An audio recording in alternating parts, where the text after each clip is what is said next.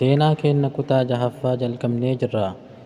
Namichi wajjin jalqabnu ammoo maqaan isaa Saamir jedhama.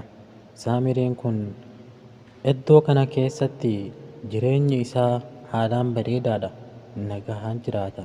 Oorruu isaa yeroo hundaa garbuu fi qamadii facaasee irraa nyaata. Osuma akkanatti jiruu haati manaa isaa maqaan isii Niyaal jedhamti. Gaafa tokko abbaan isaa jalaa ni dhukkubsata. Abbaan isaa dhukkubsatee jennaaniin fuudhee nama yaadu tokko bira geesse. Namichi kun isaan ni jedhe, qoricha akkanaa bakka akkanaatti argachuu dandeetta. Garuu gatiin isaa hagana jedhee itti hime. Gatiin akkaan qaaliidha. Saamiriin itti ulfaate.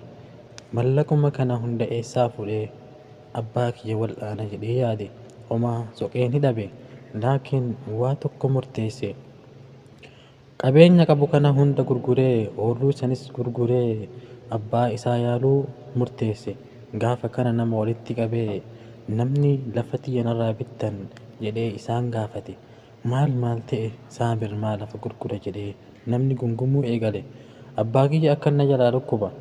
Yoo mallaqa illee dhabdan marra taanii isinirraa fudhadhaa. Gabaabsaatii homa xiqqoo naa kennaa isaaniin jedhe. Gaafa kana namichi tokko mallaqa itti gadi naqee irraa bite. Inni garuu hanguma dhibee abbaa isaa yaaltu qofa. Gaafa kana inni deeme. Baatii hedduudhaaf abbaa isaa yaalatee gara biyyaa deebi'e.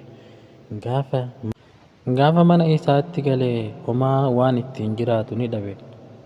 Haadha manaa isaatiin ni jedhe, yaa haadha manaatii, wanni takka nuun hafne mallaqa taatu hin jirtu, ardii taatu gurgure maaliin jiraanna isiin jedhe. Seeqattee qalbii gammachuudhaan isaan jette, yaa abbaa manaa kiyya, akkasii hin jedhin, akkana jechuun hin ta'u.